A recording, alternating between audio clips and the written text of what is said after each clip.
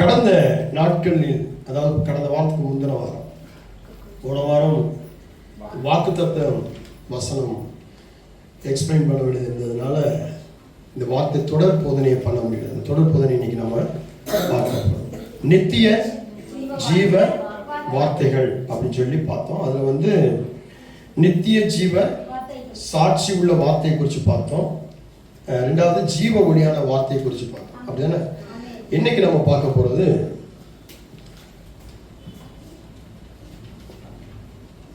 மூன்றாவது பகுதிக்குள் பார்ப்போம். தீத்து புஸ்தகம் 3ஆம் அதிகாரம் 6 வசனத்திலிருந்து 8 வசனம். Titus chapter 3 verses 6 to 8. தீத்து 3ஆம் அதிகாரம் 6 வசனத்திலிருந்து 8 வசனம். தமது கிருபையினாலே நாம் நீதிமான்களாக ஆக்கப்பட்டு நித்திய ஜீவன் உண்டாகும் என்கிற நம்பிக்கையின்படி சுதந்திரமாக தக்கதாக அவர் நமது இரட்சகராகிய இயேசு கிறிஸ்து மூலமாய் அந்த பரிசுத்த ஆவியை நம்மேல் சம்பூரணமாய் பொழிந்தருளினார். இந்த வார்த்தை உண்மையுள்ளது. தேவனிடத்தில் விசுவாசமானவர்கள் நற்கிரியைகளை செய்ய ஜாக்கிரதையாய் இருக்கும்படி நீ இவைகளை குறித்து திட்டமாய் போதிக்க வேண்டும் என்று விரும்புகிறேன். இவைகளே நன்மையும் மனுஷருக்கு பிரயோஜனமும் ஆனவைகள். ஆமென். ஸ்தோத்திரம். இன்னைக்கு நம்ம மூன்றாவது பகுதியாக கிருபையினாலே நித்திய ஜீவன் உண்டாக்கும் உண்மையுள்ள ஜீவ வார்த்தை, இதை நம்ம பார்க்க போறோம். கிருபையினாலே நித்திய ஜீவன் உண்டாக்கும் உண்மையுள்ள ஜீவ வார்த்தை. இப்போ கிருபையினாலும் நித்திய ஜீவன் கொடுக்கக்கூடிய உண்மையா இருக்கிற இந்த ஜீவ வார்த்தைனாலே எல்லாமே அடங்கிருச்சு. அது உண்மையை நம்ம போட்டுக்கணும், பொய் சொல்லாது அப்படின்றதையும் போட்டுக்கணும். அப்போ இங்க பார்க்கும்போது தமது கிருபையினாலே நாம் நீதிமான்களாக்கப்பட்டு இருக்கிறோம். எதுக்காக நீங்களும் நீதிமான்களாக்கப்பட்டிருக்கிறோம். நீதிமான்களாக்கப்படுறது ஒரு நாள் சபைக்கு வந்த நாள் மட்டுமே, ஜெபிக்கிற நாள் மட்டுமே, உபவாசிக்கிற நாள் மட்டுமே, பைபிள் படிக்கிற நிமிஷம் மட்டுமே கிடையாது. அனுதினமும் நீதிமான்களாக்கப்படணும். ஒவ்வொரு நாளும் நீதிமான்களாக்கப்படணும். ஒவ்வொரு மணி நேரமும் நீதிமான்களாக்கப்படணும். ஒவ்வொரு மணி நேரமும், ஒவ்வொரு நிமிஷமும், ஒவ்வொரு நொடி பொழுதும் நீதிமான்களாக்கப்படணும். இந்த நீதிமான்களாக்கப்படுறது எதுக்காக அப்படின்னு சொல்லி நம்ம நிறைய விஷயங்களை பார்க்கணும். இது சாதாரண விஷயம்.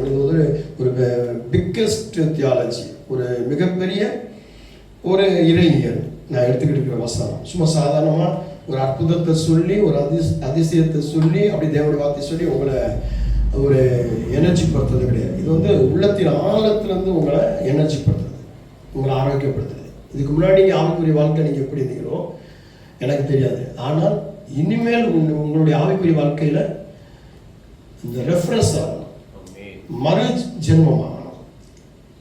ஞானஸ்தானத்தில் மட்டும் மறுஜென்ம முழுக்க கிடையாது, தேவனுடைய வார்த்தையிலும் மறுஜென்ம முழுக்க நமக்கு இருக்கு. சரிங்களா? அதனால வார்த்தைகள் ரொம்ப முக்கியம். அதனால கவனமாக பார்க்கணும். ஏற்கனவே கடந்த நாள் சொன்னேன், ஒருவேளை உங்களுக்கு நான் சொல்றது புரியல, நான் சொல்றது சில தமிழ் வார்த்தைகள் உங்களுக்கு புரியல அப்படின்னு சொன்னா நீங்க நம்ம யூடியூப் சேனலுக்குள்ள போய் கிருபை மினிஸ்ட்ரீஸ்குள்ள போய் அல்லது நம்ம வெப்சைட்டுக்குள்ள போய் நீங்க என்ன பண்ணலாம், இதை பார்க்கலாம். பார்த்து திரும்ப போட்டு கேட்டு நீங்க அதை பழகிக்கிட்டு அதுக்கப்புறம் அதை நீங்க என்ன பண்ணலாம், உங்களுடைய நண்பர்களுக்கும் உறவினர்களுக்கும் அதை ஷேர் பண்ணி அவங்களையும் சப்ஸ்கிரைப் பண்ண சொல்லலாம். சரிங்களா? ஆமா, இல்லைன்னா நீங்க இப்படி சொல்லிட்டீங்க அப்படி சொல்லிட்டீங்கன்னு சொல்லி கூட கேள்வி கேட்க உங்களுக்கு அதிகாரம் உண்டு. ஆனால் என்னையும் தொந்தரவு பண்ணாதீங்க. வார்த்தைகளை கவனமாக கேளுங்க. ஆவியானவர் சபைகளுக்கு பேசும்பொழுது காதுள்ளவன் கேட்கிறாங்க. அதனால காதை கட்டி வச்சிங்கன்னு வைங்களேன், ஒன்றும் காதை கட்டி மாட்டிக்கோங்க. ஆமே, சரிதானே? காதை மாட்டிக்கணும். என்ன பிரதர் நான் சொல்றது சரிதானே? காதை மாட்டிக்கோங்க. காது கொடுத்து சரியா கேட்காம தவத்தவரா என் கூட வந்து ஃபைட் பண்ணிருக்காதீங்க. ஃபைட் பண்ண முடியாது ஞான. ஆமென். கத்த பெரியவர். அப்போ தமது கிருபையினாலே நாம் நீதிமான்களாக்கப்பட்டிருக்கிறோம். ஒரு விஷயம். நித்திய ஜீவன் உண்டாகும்படியாக நாம் நீதிமான்களாக்கப்பட்டிருக்கிறோம். இன்னொரு விஷயம், நம்பிக்கையின்படி சுதந்திரமாக்கத்தக்கதாக அவர் நமக்கு இரட்சகராக இயேசு கிறிஸ்து மூலமாக. யார் மூலமாக? இயேசு கிறிஸ்து மூலமாக. அப்போ நான் நீதிமானாக்கப்பட்டது இயேசு கிறிஸ்து மூலமாக. அப்போ இயேசு கிறிஸ்து எப்படி வந்தார்? எந்த மாதிரி வந்தார்? எதுக்காக வந்தார் அப்படின்னு சொல்லி பார்க்கும் பொழுது, இயேசு கிறிஸ்து தன்னுடைய பிதாவாகிய தேவன் தம்முடைய ஒரே பேரானாகிய குமாரனாகிய இயேசுவை இந்த உலகத்துக்கு கொடுத்து அவரை விசுவாசிக்கிறவர்கள் எத்தனை பேரோ அவர்கள் ரட்சிப்பு வேணும். நல்ல கவனம். அப்போ இயேசு கிறிஸ்து நாம் கடந்த வாரத்தில் நம்ம இதோட தொடர்ச்சியை பார்க்கும்போது தொடர் போதனை முதல் வாரங்களை பார்க்கும்போது இயேசுவே அந்த வார்த்தையே மாம்சமானது ஜீவனானது அப்படின்னு பார்த்தோம். அப்போ வார்த்தை பிதாவுடைய வாயில இருந்தது. அந்த வார்த்தை ஜீவனானது மாம்சமானது. அது நமக்காக மரித்தது, நமக்காக உயிர்த்தது, நமக்காக சிலுவை தூக்குனது, அந்த சிலுவை அடிக்கப்பட்டது, நமக்காக சாட்டை அடிகள் வாங்குது. அப்போ இப்ப இயேசுவை நம்ம எப்படி ஏத்துக்கிறோம்னா, ஒரு சினிமா ஸ்டார், ஒரு ஹீரோவை நம்ம ஏத்துக்கிறது மாதிரி ஏத்துக்கிறோம். இன்னைக்கு நிறைய பேர் அப்படிதான் அசால்ட்டா இயேசு. இன்னைக்கு நிறைய பேர் சொல்றாங்க, இயேசுவை தூதனா மாத்திரம் நான் பார்ப்பேன், இயேசுவை ஒரு மெசஞ்சரா மாத்திரம் தான் பார்ப்பேன், இயேசு ஒரு தீர்க்கதரிசியா மட்டும் தான் பார்ப்பேன், அவர் ஒரு மேசியாவை தான் பார்ப்பேன். அவர் பல காரியங்கள்ல அவரை பார்க்க முடியும். ஆனால் நம்ம அவரை பார்க்கிறது எப்படின்னா, ஜீவனுள்ள வார்த்தையா இருக்கிற தேவனுடைய குமாரன் இயேசு. இந்த பிதா குமாரன் பரிசுத்தாவியானவர் இல்லைன்னு சொன்னா நீங்களும் நானும் கிடையாது. அப்போ இந்த இயேசு கிறிஸ்து அவர் மூலமாக நான் நீதிமானாக்கப்பட்டிருக்கிறேன். அப்போ நான் இதுவரைக்கும் நான் நினைச்சிட்டு இருந்தேன், நான் நீதிமானாக்கப்பட்டது என்னுடைய ஞானத்தினால, என்னுடைய அறிவினால, என்னுடைய சக்தினால அப்படின்னு நம்ம நினைக்கிறோம். பேதுரு புஸ்தகம் 1 பேதுரு புஸ்தகம் 1ஆம் அதிகாரம் 18-19 வசனத்தை வாசித்தீங்கன்னா அதில் பார்க்க முடியும். 1 பேதுரு புஸ்தகம் 1 Peter chapter 1 verses 18 and 19. உங்கள் முன்னோர்களால் பாரம்பரியமாய் நீங்கள் அனுசரித்து வந்த வீணான நடத்தை அது அப்படின்னு படிக்கோங்க. தொடர்ச்சி அப்புறம் சொல்லுங்க. அப்போ எனக்கு முன்னாடி இருக்கிற என் தாத்தா பாட்டி பாட்டேன் பூட்டேன், ஹலோ, இன்னைக்கு நம்ம பிடிச்சிட்டு இருக்கிறத பாருங்க. இந்த பாரம்பரியத்தை பிடிச்சிக்கிட்டு இருக்கோம். பவுல் எதுக்கு வந்தார் தெரியுமா? அந்த பாரம்பரியத்தை உடைக்க வந்தார். அதான் விஷயம். இந்த ஜனங்கள் என்ன பண்ணாங்க? எபிரேயர்களும் ரோமபுரியை சேர்ந்தவர்களும் இப்படி எல்லாரும் என்ன பண்ணாங்க? பாரம்பரியத்தை பிடிச்சி உட்காந்துருக்கிறாங்க. பரிசேயர்களாக சதிசேயர்களாக. ஒருத்தர் சிலுவை இருக்குன்றான், ஒருத்தர் சிலுவை இல்லைன்றான், ஒருத்தர் சிலுவை மரணம் இருக்குன்றான், ஒருத்தர் சிலுவை மரணம் இல்லைன்றான், ஒருத்தர் மறிச்சான்றான், ஒருத்தர் மறிக்கலன்றான், ஒருத்தர் உயிர்த்தெழுவே இல்லைன்றான். இப்போ அவங்க முன்னோர்கள் வச்சுட்டு போன காரியங்களை அந்த பாரம்பரியமா பிடிச்சிட்டு வந்துகிட்டு இருக்கான். இன்னைக்கு நிறைய கிறிஸ்தவர்கள் நமக்குள்ள அப்படிதான் பாரம்பரியத்தை பிடிச்சிட்டு வந்துட்டு இருக்கிறோம். சரியான சத்தியத்தை பிடிக்கிறது கிடையாது. இந்த பாரம்பரியத்தை பிடிச்சிட்டு தொங்கிக்கிட்டு உட்கார்ந்துட்டு இருக்கிறோம். ஆண்டவருடைய கட்டளையை மீறி நடந்துகிட்டு இருக்கிறோம். அப்போ இது நீதிமானாக்கப்படுமா? அப்படின்னு நீதிமானாக்கப்படாது. வேதம் சொல்லுதீங்க. பிரதர் தொடர்ந்து வாசிங்க. முதல்ல வாசிங்க. உங்கள் முன்னோர்கள் பாரம்பரியமாய் நீங்கள் அனுசரித்து வருகிற வீணான நடத்தை அழிவுள்ள வஸ்துக்கள். அடுத்து முன்னாடி சொத்து சுகம் வச்சுட்டு போயிருப்பாங்கல்ல, அது கூட நம்ம முன்னோருடைய பாரம்பரியமும் நம்ம ரசிக்காது, நீதிமான ஆக்கப்பட முடியாது. ஹலோ, இருக்கீங்களா? கவனமா இருக்கீங்களா? கேக்குதா?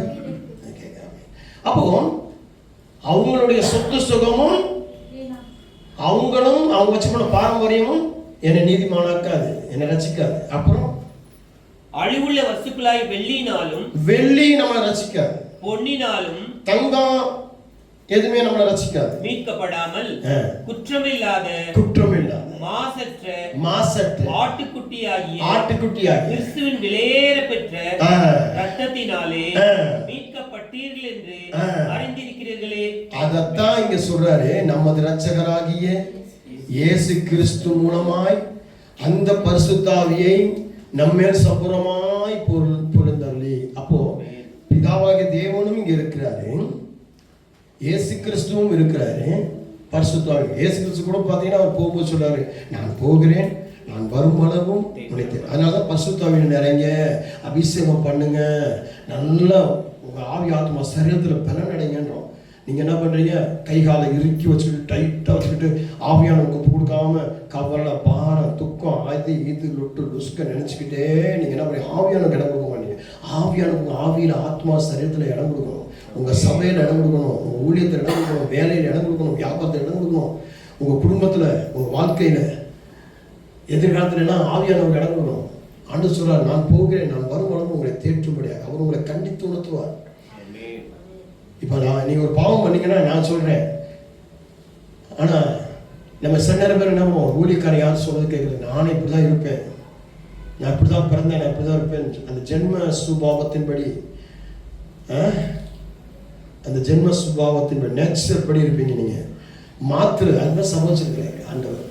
நீங்கள் என்னத்தை தான் தலையில படித்து கரைச்சி பைபிளை படித்து குடித்தாலும் எதுக்காக ஊழியக்காரர்கள் அப்போஸ்தலரை கர்த்தர் எழுப்பினார் அப்படின்னா, உங்களுக்கு சத்திய வார்த்தைகளை இங்கே வேதம் வந்தாலும் சொல்லுது, திட்டமாய் இவைகளை குறித்து நற்கிரைகளை செய்ய ஜாக்கிரதையாக இருக்கும்படி நீ இவைகளை குறித்து திட்டமாய் போதிக்க வேண்டும் என்று விரும்புகிறேன் அப்படின்றார்.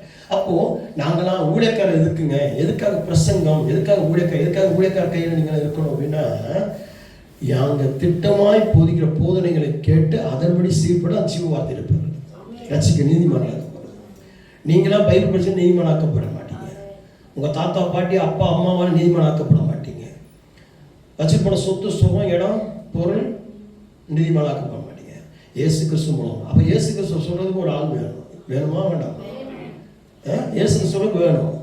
அப்போ சபைக்கு நீங்க வரணும். அதனாலதான் சபையில் ஒழுங்கா இருங்க, சபையில வார்த்தைகளை கேளுங்க, சபையில் ஐக்கியப்படுங்க, யூனிஃபார்மா இருக்கணும். யூனிஃபார்ம்னா என்ன? ஒரே மாதிரி இருக்கணும். எல்லாம் கை தூக்கணும், எல்லாம் கை தூக்கணும், எல்லாம் கை தட்டணும், எல்லாம் கை தட்டணும், எல்லாம் உட்காந்தா எல்லாம் உட்காரணும், எல்லாம் முழங்கால் போட்டால் எல்லாம் முழங்கால் போடணும். யாராவது ஒருத்தர் திருமுழு பண்ணா கூட சாத்தான் என்ன பண்ணுவோம், கிரியை பண்ணுவோம். யோகுடைய காலத்துல யோகுடைய பக்கத்திலேயே சாத்தான் நின்றுருக்கிறான். அப்ப என் பின்னாடி உன் பின்னாடி என் பக்கம் உன் பக்கம் நிற்காம இருப்பானா? பக்கத்துல பேசி இருப்பான். கை தூக்காத, உன் கை வலிக்கும், சோத்திரம் சொல்லாத, உனக்கே பல்லு வலி, உனக்கு இருமல் வரும், நீ வாயை திறந்தா இருமல் வந்துடும், காற்று உள்ள போயிடும் அப்படின்வான். உடனே நீ வாய் திறக்க மாட்டேன் சொல்லுறது இல்லையா? முழங்கால் போடாத ஜாயின் பெயின் மறந்துட்டியா அப்படின்வான். பக்கத்துல இருந்து பாஸ்டர் சொன்னா சொல்லட்டும், நான் இப்படிதான் இருப்பேன் அப்படின்னா நீங்க அப்படிதான் இருப்பேன். அப்போ கிருபையினாலே நித்திய ஜீவன் உண்டாக்கும் உண்மை உள்ள ஜீவ வார்த்தை. அப்போ உனக்கு என்ன செய்யுது? இந்த வார்த்தை இறங்கும் போது இந்த வார்த்தைகள் உன்னை மாத்துது. எப்படி மாத்துது? இயேசு கிறிஸ்து மூலமாக, ஊழியக்காரர் மூலமாக அந்த வார்த்தை உங்களை மாத்துது. எப்படி மாத்துது? நீதிமான்களாக்கப்படுது.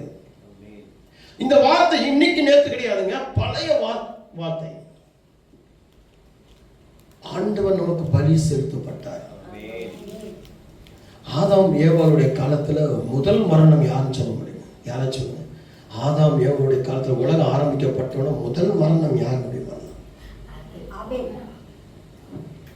அப்படிதான் எல்லாம் நினைச்சுக்கிட்டு இருக்கோம். அதுக்கு முன்னாடி ஒரு ஆட்டுக்குட்டி மரணம் வந்துச்சு. ஆட்டுக்குட்டி மரணம் தான் முதல் மரணம். தேவ பிரசன்னத்தை ஆதாம் ஏவாள் இழந்த போது ஓடி ஒளிஞ்சி நிர்வாணம் தெரியாமல் இருந்தவர்கள் அவங்களுடைய இச்சையினால நிர்வாணத்தை உணரும் பொழுது, பாவத்தினால்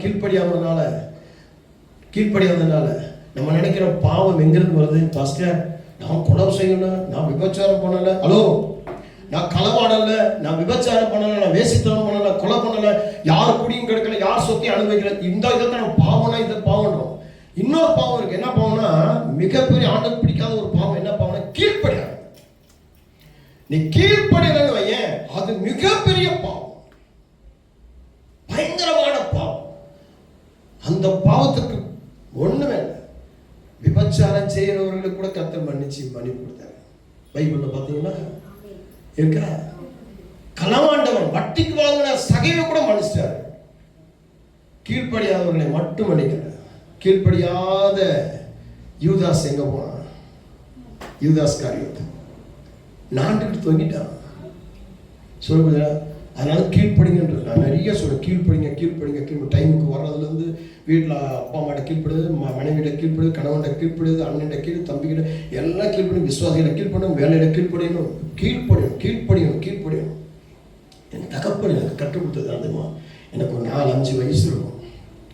அப்போ எங்கள் வீட்டில் போகிற கண்ணாடி பவுல் இந்த பீங்கானால் செய்யப்பட்டது தான் இருக்கும் எங்கள் வீட்டில். ஏன்னா அந்த வெள்ளைக்காரங்க வீட்டில் தொடர்பு எங்கள் அப்பாவுடைய ஃப்ரெண்டுங்கெல்லாம் வெள்ளைக்காரங்க. ஜார்ஜி வர்கீஸ், டாட்டா பென், அவங்க கூட ஃபுட்பால் விளையாண்டு எங்கள் அப்பா. அப்போ வெள்ளைக்காரன் விடுமா தான் எங்கள் வீடும் வெள்ளைக்காரன் விடுமா இருக்கும். அடிக்கடி வெள்ளைக்காரன் வந்து எங்கள் வீட்டில் வந்து விருந்து சாப்பிடுவோம்.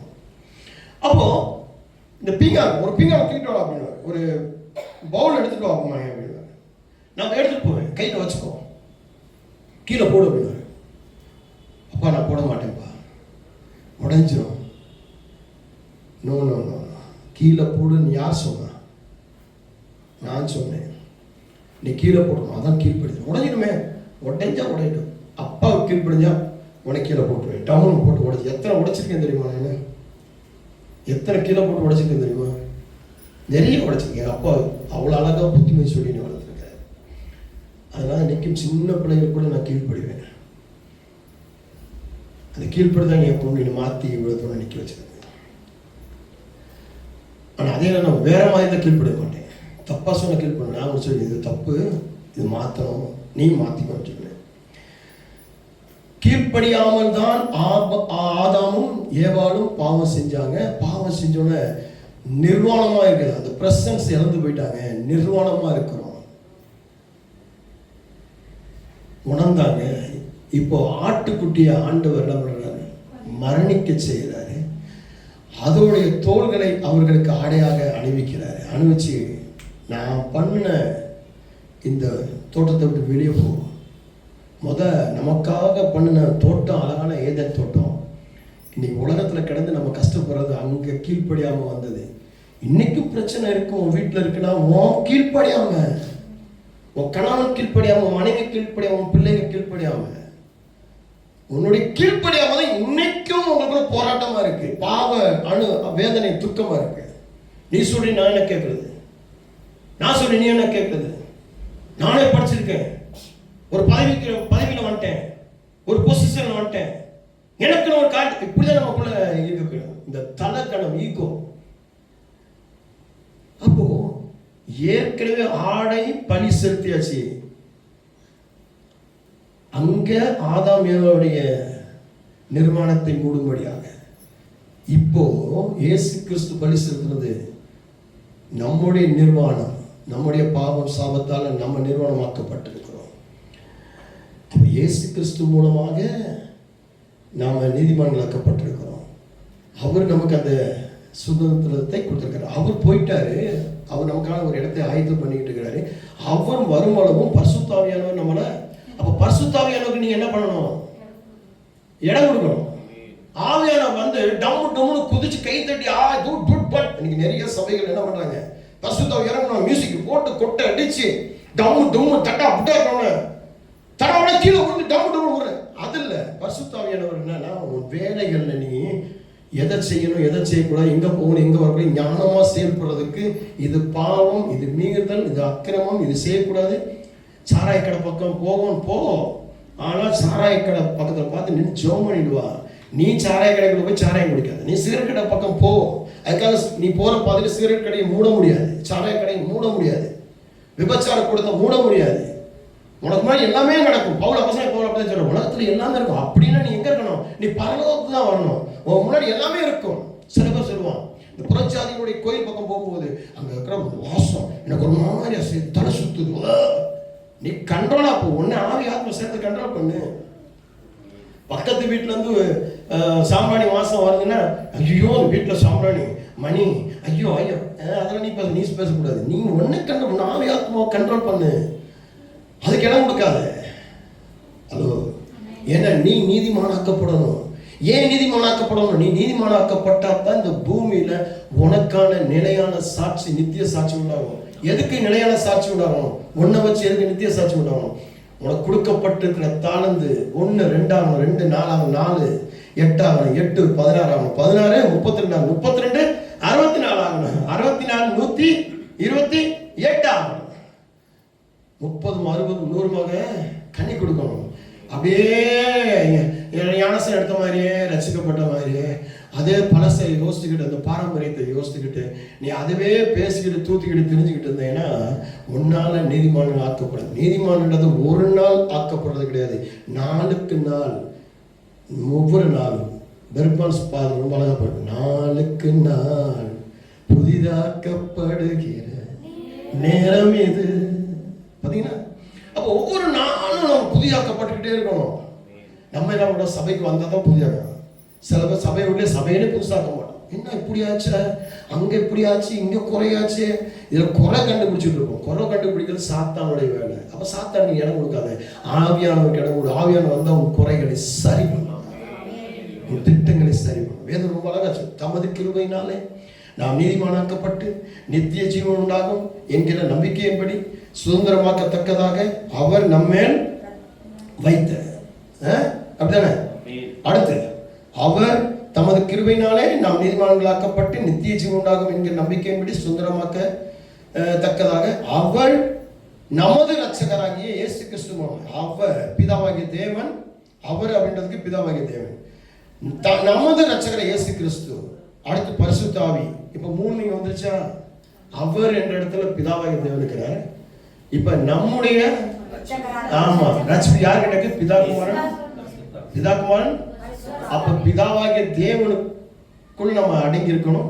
கர்த்தர் இயேசு கிறிஸ்துன்ற வார்த்தை நமக்குள்ள இறங்க நாளுக்கு நாள் இறங்கிட்டு இருக்கணும். 3வது பரிசுத்த ஆவியானவர் நம்ம நடத்திக்கிட்டு இருக்கணும். எங்கேயுமே சுயமான மனுஷனை வந்துடக்கூடாது, மாம்சம் வந்துடக்கூடாது. இயேசு கிறிஸ்து பல இடங்கள்ல மாம்சமா மாறினார். பவுல் பல இடங்கள்ல மாம்சமா இல்ல, சில இடங்கள்ல அவர் இயேசு கிறிஸ்து சொன்னார், இந்த உங்களுடைய விருப்பம் எனக்குள்ளே இறங்கட்டும், என்னுடைய மாம்சமான விருப்பம் என்னை விட்டு நீங்க போகணும், இந்த சித்தம் என்னை விட்டு வெளியே போகட்டும். இது எனக்கு ஒரு நிமிஷத்துல என்ன ஆயிடுச்சு, மரணத்தை பார்த்து லேசா திகைக்க வச்சிருச்சு அப்படின்னா இயேசு கிறிஸ்து. பவுலும் அதே தான் சொன்னார். அங்கே இந்த சொத்து சுகம் நான் உழைச்சதெல்லாம் ஒண்ணுமே எல்லாம் குப்பை, பணமெல்லாம் குப்பை, என்னுடைய சொத்து சுகம் என் உறவினர்கள் எல்லாம் குப்பை, என் ஜீவன் எனக்கு ஆதாயம், இயேசு கிறிஸ்துவே எனக்கு ஆதாயம். நான் அவர் மரிக்கும் போது நான் மறைச்சிட்டேன், இன்னைக்கு நான் ஜீவனோடு இருக்கிறது நான் கிடையாது, இயேசுவே எனக்கு ஜீவன் இருக்கிறார் அப்படின்னு சொல்லுவாங்க. ரொம்ப அழகாக வார்த்தைகள் சும்மா படிச்சுட்டு அந்த நேரம் படிச்சுட்டு ஓ ரீக்கா பாரா பசம் சொல்ல சூப்பர் சூப்பர் சூப்பர் அல்லையா? இல்லை இல்லை இல்லை, அந்த வார்த்தைகளை உள்ளே கொண்டு போய் என்னோட ஆவி, என்னுடைய ஆத்மா, என்னோட சரீரம், நரம்பு, எலும்பு, சதை, உறுப்புகள் அலோ அதானே எல்லாம் அப்படியே புதிதாக்கப்பட்டு நீதிமான்களாக்கப்படும். வேதம் சொல்வது அழகா, அவர் நமது இரட்சகராகிய இயேசு கிறிஸ்து மூலமாய் அந்த பரிசுத்த ஆவியை நம்ம மேல் பூர்ணமாய் பொழிந்தனர். இந்த வார்த்தை உண்மை. நல்ல காலம், இந்த வார்த்தை அப்போ நீ 66 பைபிள் கையில வச்சுக்கிற அந்த வார்த்தை உண்மை உள்ளது, பொய் கிடையாது. நம்ம என்ன பண்றோம், அந்த மனுஷன் சொன்னா, அந்த மனுஷி சொன்னா, அங்க சொன்னா, இங்க சொன்னா, அவங்க சொன்னா, இவங்க சொன்னாங்க, இதைத்தான் நம்புறேன்னு ஒழிய இந்த வார்த்தையை நம்ப மாட்டேங்கிறோம். நம்மகிட்ட இருக்கிற பலவீனமே, சாத்தான் கொடுத்திருக்கிற பலவீனமே அதுதான். என்னுடைய யோசனையை நம்புவேன், என்னுடைய சிந்தனையை நம்புவேன், எனக்கு வந்த சொப்பனத்தை நம்புவேன். டாக்டர் சொல்றாங்க சொப்பனம் எங்கிருந்து வருது அப்படின்னு சொல்லும் போது, கடந்த நாள்ல ஒரு டாக்டரை பார்த்து நான் பேசிக்கிட்டு இருந்தேன். அந்த டாக்டரோட ஒரு பெரிய ஆராய்ச்சி பண்ணிட்டு இருக்கோம், மிகப்பெரிய ஒரு ஆராய்ச்சி பண்ணிட்டு இருக்கோம். நானும் ஒரு சில டாக்டர்களும் சேர்ந்து அந்த டாக்டர்ஸோட ஆராய்ச்சி பண்ணிட்டு இருக்கிறோம், தேவனுடைய வார்த்தைகளை வச்சு ஆராய்ச்சி பண்ணிட்டு இருக்கிறோம். எங்கிருந்து சொப்பனம் வருது? ஒவ்வொரு நேரம் சொல்லப்பட்டிருக்குது. சாயங்காலம் 6 மணிலேருந்து காலை 6 மணி வரைக்கும், காலையில் 6 மணிலேருந்து சாயங்காலம் 6 பகல் நீங்க முழிச்சு நடந்துட்டு இருக்கையிலேயே உங்களுக்கு சொப்பனம் வருமா? ஒரு வேலை செஞ்சிருக்கும் போதே உங்களுக்கு சொப்பனம் வருமா? உங்க உள்ளார்ந்த அந்த சிந்தனை, அந்த சப்கான்சியஸ் மைண்டு உங்களுக்குள்ள கற்பனை கொடுக்கணும். வண்டியில போயிட்டு இருப்பீங்களா, போயிட்டு இருக்கையில ஏத்தாப்புல வண்டி வரையில இந்த ஆக்சிடென்ட், அங்கதான் அந்த ஊர்ல இப்படிதான் ஆக்சிடென்ட் ஆயிடுச்சு, இங்கேயும் ஆக்சிடென்ட் ஆயிருமோ, பஞ்சர் ஆயிருமோ, நெகட்டிவா பேசிக்கிட்டே இருக்கும். சொல்லப்படுது இல்லையா? இன்னொரு விஷயம், நைட்டு 1 மணிலேருந்து காலை 3 மணி வரைக்கும். ஏன் காலை 3 மணிக்கு நிறைய பேருக்கு எழுப்பி விடுறாரு ஆண்டவர்? 3 மணிக்கு ஜெபம் பண்ணுறதுக்கு எழுப்பி விடுறாரு. அந்த நேரம் நம்ம ஜெபம் பண்ணிங்க அப்படின்னா வல்லமை உள்ள ஜெபமாக இருக்கும். நீங்கள் 3 மணிக்கு தான் எழுந்து உட்காந்து ஜெபம், ஐயோ எனக்கு முடிப்பு வந்துருச்சு என்னமோ ஏதோன்னு அப்போ தான் கவலைகள்லாம் நினச்சி கஷ்டம். அந்த நேரத்தை நீங்கள் எதை உள்ளே கொண்டு போகிறீங்களோ அன்னைக்கு முழுசும், அல்லது அந்த நாட்கள் முழுசும், அந்த வாரம் முழுசும், அந்த மாதம் முழுசும் உங்களை அந்த திட்டம் உங்கள் சப்கான்ஷியஸ் மைண்டில் உள்ளே போராடிட்டே இருக்கும். அந்த நேரத்தில் தான் நீங்கள் பாசிட்டிவ் திங்கிங் உள்ளே கொண்டு போகணும், ஜெப சிந்தனைகளை கொண்டு போகணும், பாட்டுகளை உள்ளே போகணும், ஆராதனை உள்ளே போகணும். இந்த காலை 3 மணிக்கு யாருக்கா மொழி போகிறது சொன்னால் பயப்படாதீங்க. அப்போ 1 மணிலேருந்து இந்த 3 மணி வரைக்கும் கல்லீரலுடைய வேலை. அந்த கல்லீரல் நீங்க சாப்பிட்டு சரியா சாப்பிட்டு மெல்லாம அரைகுறையா சாப்பிட்ட பிறகு வாக்கிங் போகாம எக்ஸசைஸ் செய்யாம ஒரு 2 மணி நேரம் உட்காராம சாப்பிட்டோன்னு படுத்திருப்பீங்க. அப்போ இந்த சாப்பாடு கல்லீரல் வேலை செய்ய முடியாம ரொம்ப கஷ்டப்படும். அப்போ இந்த கல்லீரல் இருந்தால் அந்த சொப்பனம் பேடா கெட்ட சொப்பனம் வரும். இது ஒரு பெரிய ஆராய்ச்சி. இது ஓப்பனா சொல்லக்கூடாது, ஆராய்ச்சி பண்ணிட்டு இருக்கோம். சின்னதாக சொல்லி வைக்கிறேன் தேவ பிள்ளைகளுக்கு, எங்க சபைக்கு. அப்போ நான் நினைக்கிறேன் மூளைந்து வர்றது ஒரு நேரம், திங்கிங்ல ஓவர் திங்கிங்ல உள்ள வந்து போனது வந்தாலும் அப்படி ஆகுமோ இப்படி ஆகுமோ அதான் கற்பனைகளை கொண்டு வருது. அந்த சொப்பனங்கள் வேற, இந்த சொப்பனம் வேற. நீங்க சாப்பிட்டது சரியா ஜீரணிக்காம அது இனசை ரத்தத்துல இருந்து இதாகி உங்க நரம்புகளை பாதிச்சு நரம்பு மூலமாக சில வெளிப்பாடுகளை உங்களுக்கு கொடுக்கும். அதனாலதான் 1 மணிலேருந்து 3 மணி கண்டிப்பா நீங்க தூங்கி ஆகணும். நம்ம 1 மணிக்கு தான் ஸ்க்ரோல் பண்ணிக்கிட்டே இருக்கோம், 2 மணிக்கு தான் ஸ்க்ரோல் பண்ணிட்டே இருக்கோம், 1:30 மணிக்கு தான் உட்காந்துக்கிட்டு அப்பதான் நமக்கு நாளைக்கு என்ன குழம்பு வைக்கணும், நாளைக்கு வேலையில் என்ன செய்யணும், பகல் பூரா மணி அடிச்சுட்டு இருந்துருவீங்க. இந்த 1 மணிலேருந்து 3 மணி வரைக்கும் தான் பிதட்டிட்டு அப்பதான் தூங்குறவனை தட்டி எழுப்பி எழுந்து உட்காரு, நாளைக்கு கடை அடைக்கணும், இஎம்ஐ கட்டணும், என்ன பண்ணணும். அதான் உங்களுடைய வீக்னஸ். புரிஞ்சா? உங்க வீக்னஸ் எங்க இருக்குன்னு சொல்லி புரிஞ்சா? ஆமென். அப்போ இதுக்கும் என்ன சம்பந்தம்? பரிசுத்த ஆவியினால் நடத்தப்படுகிறது தேவனுடைய வார்த்தைகளை உள்ள கொண்டு தேவனை ஏற்றுக்கொள்வது ரொம்ப முக்கியமான காரியம். அதான் சொல்லுவாங்க. அடுத்து, இந்த வார்த்தை உண்மை உள்ளது, தேவனிடத்தில் விசுவாசமானவர்கள் நற்கிரியர்கள். இப்ப புரிஞ்சா எதுக்கு சொல்ல வந்தேன்? தேவனிடத்தில் விசுவாசமா இருக்கிறவர்கள், அவர் அனுப்பின குமாரனாகிய இயேசு கிறிஸ்துவை சொந்த ரட்சகராக ஏற்றுக்கொண்டு நீதிமான்களாக்கப்படுவார்கள். அப்போ பரிசுத்த ஆவியானவர் அவர்கள் மேல் பொழியும் பொழுது அந்த பரிசுத்த ஆவியானவர் ஒவ்வொரு நிமிஷமும் உங்களை நடத்தி கொண்டு போவார். இதை செய்யாத, இதை பேசாத சொல்லுவாங்க. தெரியாம பேசிட்டேன், தெரியாம யோசிக்க, அதுக்குள்ள சாத்தான் உங்களை என்ன பண்ணிடுவாங்க கேட்டீங்கன்னா, யோசிக்க கூட இடம் கொடுக்காம, நல்லதை கெட்டதை அறிய விடாம, டக்குனு உங்களுக்குள்ள வார்த்தையில பேச விட்டு உங்களை சாத்தான் அவனுடைய கைப்பாவையாக்கி விட்டுருவான்.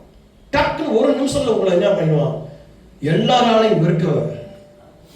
உங்களுடைய ஆவிக்குரிய வாக்கு நீங்க பல நாள் ஜெபித்து, பல நாள் நீதிமானாக்கப்பட்டு, பல நாள் பரிசுத்தமானத, ஒரு செகண்ட் உங்களுடைய வார்த்தை யோசிக்காம நீங்க பேசுற வார்த்தை. அதனாலதான் சொல்லுங்க, யோசித்து பேசு. உன்னுடைய அழைப்பு பெருசு, யோசித்து பேசு. உன்னுடைய அழைப்பு பெருசு. பக்கத்துல வச்சுருங்க, நீ உன்னுடைய அழைப்பு பெருசு. பக்கத்துல பார்த்து பேசு, உன் அழைப்பு பெருசு. யோசித்து பேசு. யோசிக்கணும். டக்குன்னு முடிவிடக்கூடாது,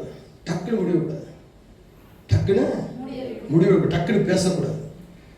இதனால என்ன வரும், இதனால என்ன ஆகும் யோசிக்கணும். என்னுடைய அழைப்பு என்னன்னு, நாங்களாம் எங்கள் அழைப்பை பார்த்து நாங்கள் செய்யப்படாதுன்னு ரொம்ப பொறுமையா இருக்கிறோம். மாம்சம் இருந்தால் கொஞ்ச நேரத்தில் நாங்கள் இழந்துட்டோம்னா பறந்து முடியாது. இவ்வளவு நாள் நாங்கள் செஞ்ச ஊழியம், பரிசுத்தம் எல்லாமே போயிடும். ரொம்ப நிதானம் தேவை. அப்போ இங்க வேதம் சொல்லுது. அப்ப 3 நாள் பார்த்துட்டோமா? அப்படிதான் நற்கிரியைகளை செய்ய ஜாக்கிரதை. அப்படிதான் நல்ல காரியங்களை செய்ய. அப்படிதான் எனக்கு கொடுக்கப்பட்ட மனைவியை, எனக்கு கொடுக்கப்பட்ட கணவனை, எனக்கு கொடுக்கப்பட்ட பிள்ளையை, தாயும் தகப்பனையும் விட்டு கணவன் மனைவி செய்திருப்பார்கள். அப்ப தாயும் தகப்பனை விட்டுட்டு வான்னு சொல்றது கிடையாது பைபிள். அதுக்கு முன்னாடி அவர்களை விட்டு இவரோடு சேர்ந்து ஆபிரகாம் சொல்லும்போது தகப்பன தேசத்தை விட்டு வெளியே வாப்பினார். ஏன் தகப்பன் தேசத்துல என்ன இருந்துச்சு? சாபங்கள் இருந்துச்சு, பாவங்கள் இருந்துச்சு, விக்கிரக ஆராதனை இருந்துச்சு, பிள்ளை சூனிய கட்டுகள் இருந்துச்சு அவனுடைய தேசத்துல. அதனால ஆபிரகாம் சொன்னாங்க, தேசத்தை விட்டு வெளியே வா, தகப்பன் தேசத்தை விட்டு வா. இவன் வரும்போது என்ன பண்ணான்? இவனுக்குடைய காரியங்கள்லாம் எடுத்துட்டு வந்தான். ஏன்னா இவனுக்கு என்னென்ன தேவையோ வெளியே வந்தான். இவனோட அழைப்பை தெரிஞ்சுக்கிட்டான். அந்த அழைப்புக்கு கர்த்தர் அவனை ஈசாக்கை கொடுத்து ஆசீர்வதிச்சான். அதுக்கு அவன் கிடைச்ச விளையாடப்பட்ட ஒரு காரியம் என்ன? விசுவாசிகளின் தகப்பன். விசுவாசிகளின் தகப்பன். அதனால தேவனை விசுவாசிக்கணும், தேவனை ஏற்றுக்கொள்ளணும். குமாரா இயேசு கிறிஸ்து நமக்குள்ள வரணும், அவருடைய ஜீவனுள்ள வார்த்தை எனக்குள்ள வரணும், பரிசுத்தாவி எனக்குள்ள நான்கு நடத்த போகணும். அப்பதான் பொறுமை, சமாதானம். எத்தனை எத்தனை கனிகள் இருக்கு கலாத்தியர் புஸ்தகத்துல? 9 கனிகள். 9 கனி இங்க சொல்லப்படுகிறது. ஆனா பைபிள் ஆராய்ச்சி பார்த்தீங்கன்னா நிறைய கனிகள் இருக்கு, 100கணக்கான கனிகள் இருக்கு. ஆனா இந்த 9 கனி அவசியம் ஒரு விசுவாசிக்கு. சாதாரண ஒரு விசுவாசிக்கு 9 கனி ரொம்ப அவசியம். இந்த 9 கனிகளை வீட்டில் உட்காந்து வாசித்து வாசித்து வாசித்து வாசித்து உங்களை மாற்ற பாருங்க. ஆவியானவர்கிட்ட ஒப்பு கொடுங்க. கண்டித்து உணர்ந்து, ஆவியானவர் கண்டித்து உணர்ந்துவார். இல்லைன்னு சொன்னா உங்களை எப்படி ஆக்கிடுவாரு? அவ்வளவுதான். சாத்தன் உங்களை என்ன பண்ணுவாங்க?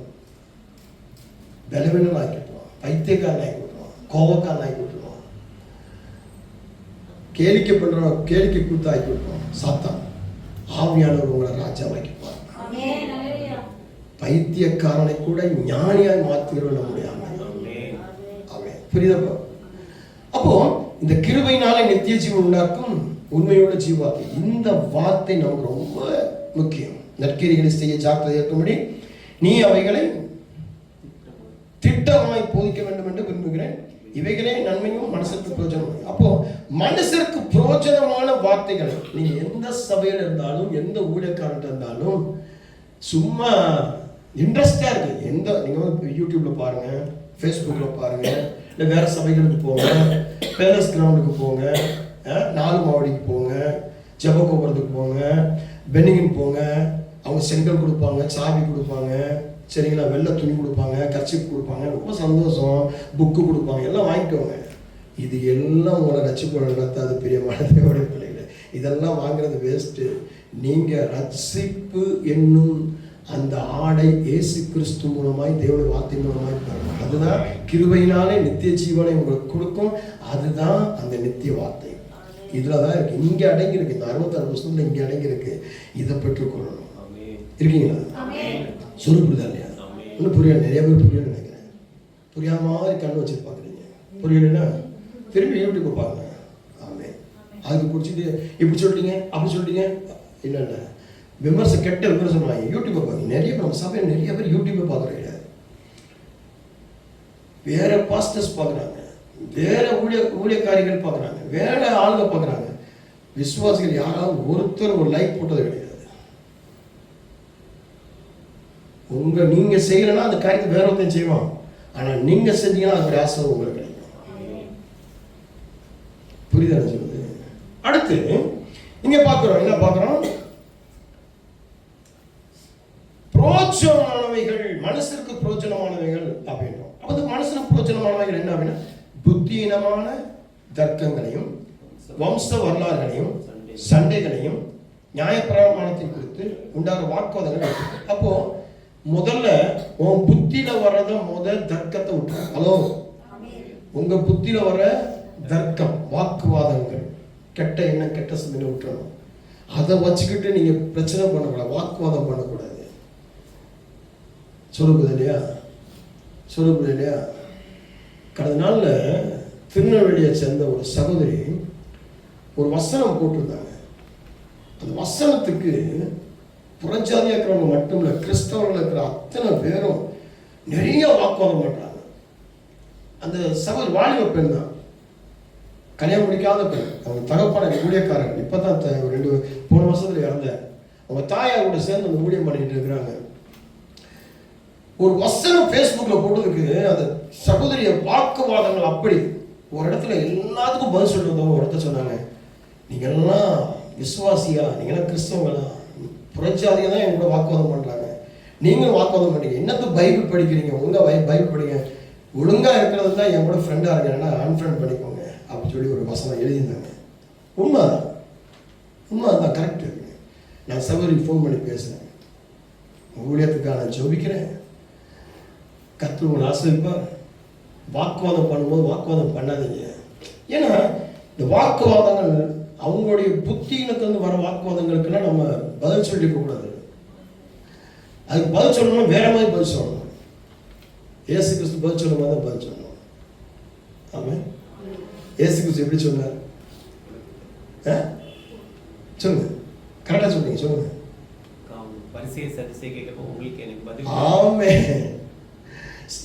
அப்போ நீங்க வேதம் சொல்றது பாருங்க, புத்தினமான தர்க்கங்கள். அடுத்து வம்சம் வரலாம். நாங்களாம் வம்சத்துல எப்படி தெரியுமா, இந்த வரலாறு என்ன தெரியுமா, குடும்பம் எப்படி தெரியுமா, எங்க மூதாதையர்கள் எப்படி தெரியுமா, இதை தூக்கிட்டு வரக்கூடாது.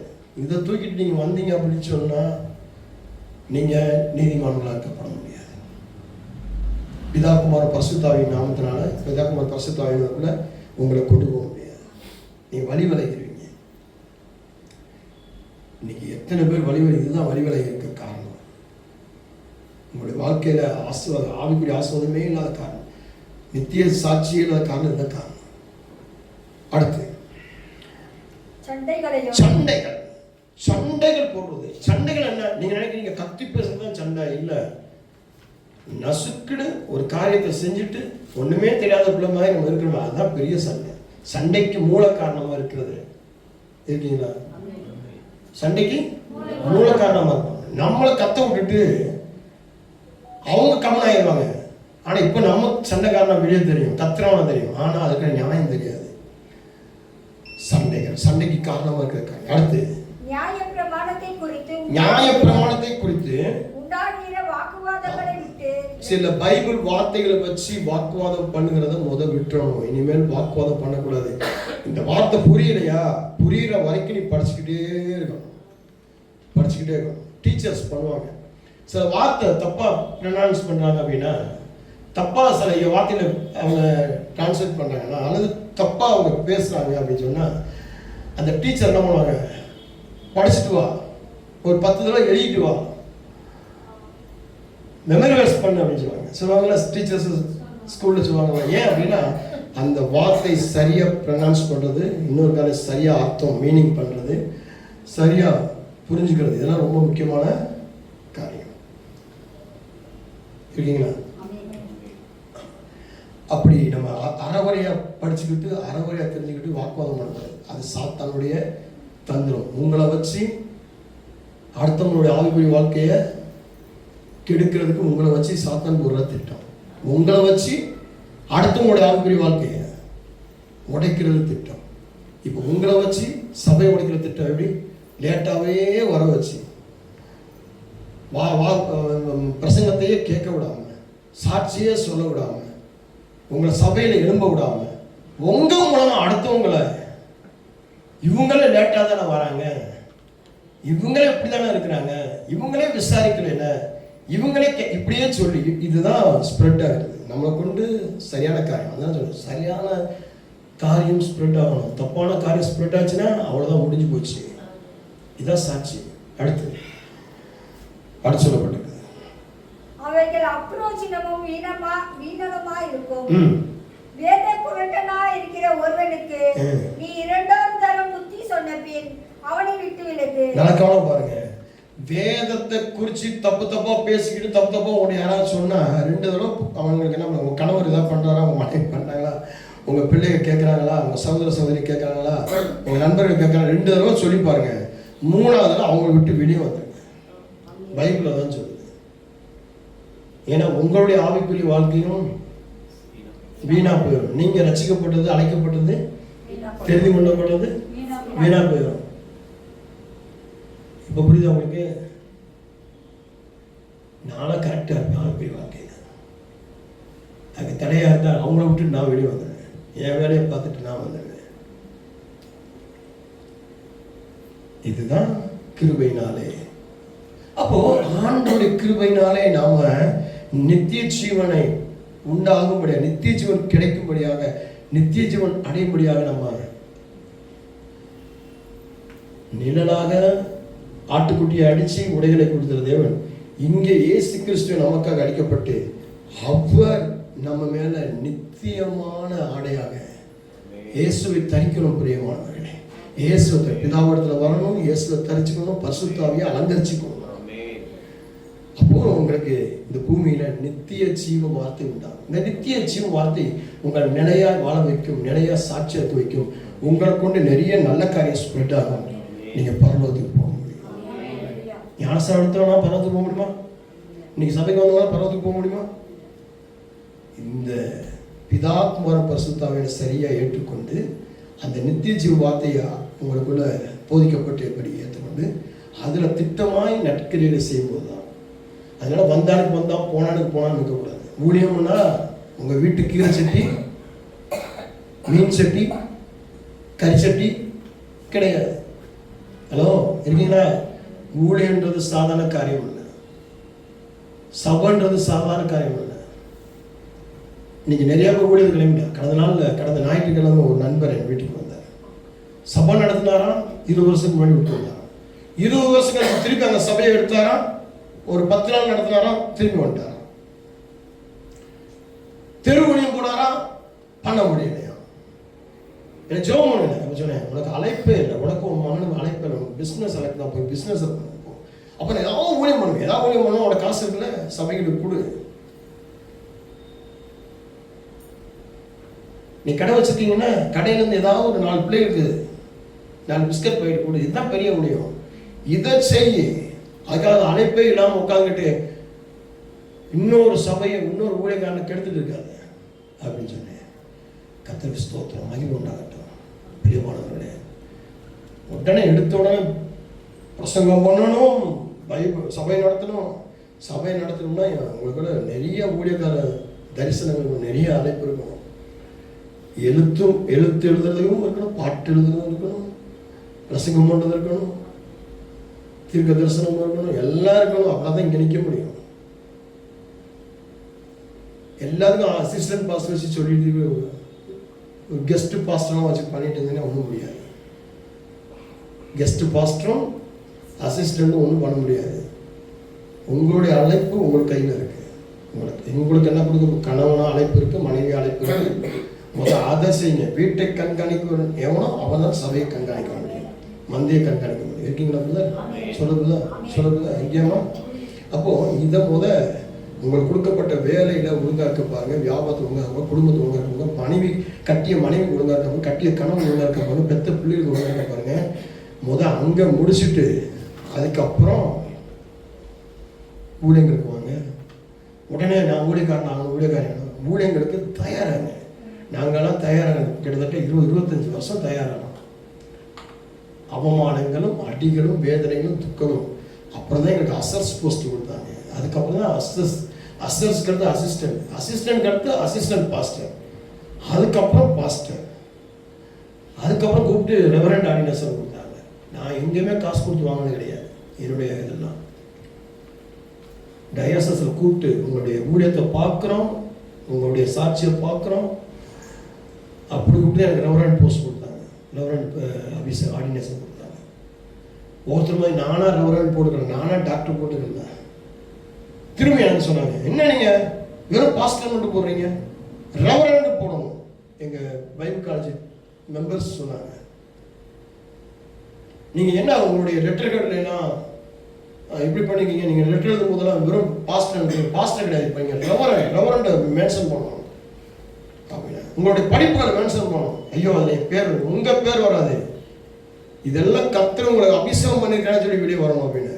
அதுக்கு பேர் தான் பிள்ளைகிட்ட ஹெலன்ட்ட சொல்லி இந்த மாதிரி சொன்னாங்க. என்னம்மா? ஆமாம் டாடி. ஹெலன் சொல்லி, ஆமாம் டாடி அது போடணும் டாடி. அப்படின்னா தான் உங்களுக்கு இருக்க தன்மை போய். ஏன்னா இன்னைக்கு படிக்காதவன் நிறைய பேர் ரெவரண்ட் ஆகிட்டான். படிக்காமல் பாஸ்டர்னு சொல்லி பைபிளை தூக்கிட்டு வந்துட்டான். சும்மா பிரசங்கம் பண்ணணும், வேத புரட்டை பண்ணிட்டு அலையிறான். அவங்களுக்கு முன்னாடி ஒரு சாட்சி தெரியணும் அப்படின்னு சொல்லி ஹெலன் சொல்லிச்சு. அங்கே டயாசஸ் சொன்னதும் இதுவும் ஒத்து போச்சு. ரைட், அதுக்கு பிறகு தான் போடாது. அதனால தான் இப்போ பேர்கள் போடும்போது ரெவரண்ட் டாக்டர் டிஎஸ் ஐசக் சாமியல் போட்டு அதுக்கப்புறம் என்ன டாக்டர்னு சொல்லிச்சு. டாக்டர்னா என்ன டாக்டர்னு போடணும் டாடி. எப்படிமா போடுவேன்? பிஹெச்டி போடணும் டாடி, ஆராய்ச்சி பண்ணி டாக்டரேட் படிக்க. நிறைய பேர் பிடி பண்ணியிருப்பான், சும்மா ஹானரபிள் டாக்டர் பட்டம் கொடுத்துருப்பான், அதை தூக்கி டாக்டர் போட்டு வருவான். நீங்கள் பிஹெச்டின்னு மென்ஷன் பண்ணணும் அப்படின்னு சொல்லி. அதனால தான் நான் பதிவு பண்ணுறது. எங்கேயுமே அவரை முன்னாடி வச்சு தான் நாங்கள் மகிமைப்படுத்திக்கிட்டு இருக்கோம். எங்கேயுமே எங்களை முன்னாடி வைக்கிறது கிடையாது. ஏன்னா கிருபையினாலே நித்திய ஜீவனை நாங்கள் பெற்றிருக்கிறோம். அந்த உண்மை உள்ள அந்த ஜீவ வார்த்தையை நாங்கள் போதிக்க வந்திருக்கிறோம். அதனால் திட்டமாய் போதிச்சுட்டு இருக்கிறோம். இதுதான் சாட்சியாக வாழ்ந்துகிட்டு இருக்கிறோம். சாட்சியான வாழ்க்கை. நீங்களும் அப்படிதான் வாழணும். சும்மா கடமைக்கு சர்ச்சுக்கு வந்துட்டு இன்னைக்கு ஒரு நாள் இங்கே வந்துட்டு இன்னொரு நாள் இன்னொரு சபைக்கு போயிட்டு இங்கே ஒரு நாள் ராகுஜன் வந்துட்டு அங்கே போய் ராகுஜன் வந்துட்டு யூடியூப்ல ஒரு பாஸ்டத்தை சொன்னா, ஃபேஸ்புக்கில் பாஸ்டத்தை சொன்னான்ட்டு சும்மா அந்த அதிசயத்தை, அற்புதத்தை, அடையாளத்தை தேடிட்டு போகாதீங்க. உங்களுடைய ஆதாரம் ஆண்டவரை இயேசு கிறிஸ்துவின் புயம். அவரை புரியுங்க, அவரை ஏற்றுக்கொள்ளுங்க. கர்த்தர் ஆசை அவங்களும் இயேசு கிறிஸ்து முதல் 2வது பலி. முதல் பலி என்ன பலின்னு சொன்னால் ஆட்டுக்குட்டி பலி. இயேசு கிறிஸ்து ஆட்டுக்குட்டியானவராய் அடிக்கப்படுவார் என்பதற்கு ஒரு சாட்சி, ஒரு ஆட்டுக்குட்டி, ஒரு எடுத்துக்காட்டாக ஆதி காலங்களிலே நமக்கு சொல்லப்பட்டிருக்கு. அதனால தான் பைபிள் நல்லா படிக்கணும். நிறைய பேர் பைபிள் ஒழுங்காக படிக்காம தான் அவங்களுக்கு அப்படி இப்படின்றது. என்ன நம்மளை ஆழமாக படிக்கிறதுனால தான் உட்காந்துட்டு இருக்கோம். அதான் இன்னைக்கு இன்ட்ரெஸ்டாக இன்னும் பைபிள் படிக்கணும். இன்ட்ரெஸ்டாக இல்லை எவ்வளோ எனக்கு இன்னைக்கும் பைபிள் படிக்கும். கிட்டத்தட்ட எத்தனை லட்சக்கணக்கில் படிச்சிருப்பேன். ஆயிரக்கணக்கான பைபிள் என் வீட்டில் இருக்குது, என் பேரில், நான் எனக்குன்னு சொந்தமாக. ஆனால் ஒவ்வொரு முறையும் பைபிள் படிக்கும் போதெல்லாம் புது புது காரியத்தை ஆவியானவர் சொல்லி கொடுத்துட்டு புதுசான பாடங்களை, திட்டங்களை நாங்கள் பதிவு பண்ணிக்கிறோம். அதனால சும்மா கடமைக்கு வந்து கிறிஸ்தவனாக, கடமைக்கு குடும்பத்தை நடத்தாங்க, கடமைக்கு வேலை படி வியாபாரம் பண்ணீங்க. ஆண்டவர்கிட்ட கேளுங்க. என்னுடைய அழைப்பு, என்னுடைய தெரிந்து கொள்ளக்கூடாது என்னன்னு கேட்டு எதுக்காக உங்களை பிரித்து வேறு பிரித்து கொண்டு வந்திருக்கிறார். அதில் சரியாகுங்க. கர்த்தர் உங்களோட ராஜாவாக்கி. ஜெபிப்போமா? அன்பின் ஆண்டவரே, நித்திய ஜீவ வார்த்தை என்று சொல்லக்கூடிய தலைப்பில் தேவனுடைய வார்த்தைகளை நாங்கள் தியானித்து வருகிறோம். இந்த நித்திய ஜீவ வார்த்தையை நாங்கள் சரியாய் பிடிக்காதபடி எத்தனையோ இடங்களில் விழுந்து போயிருக்கிறோம். இப்படி நாங்கள் சரியாய் பிடிச்சு முன்னேறணும். சிறு பிள்ளைகளை ஆசிரியங்க, வாலிப பிள்ளைகளை ஆசிரியங்க, ஸ்திரீகள் ஆசிரியங்க, புருஷர்கள் ஆசிரியங்க, ஊழியக்காரர்கள் ஆசிரியங்க. இன்னைக்கு இந்த வார்த்தை எங்கெல்லாம் கடந்து போகணும், அங்கெல்லாம் ஆசீர்வாதம். இயேசுவின் நாமத்தினால் பிதாவே. கர்த்தர் உங்களை ஆசீர்வதிப்பார். God bless you.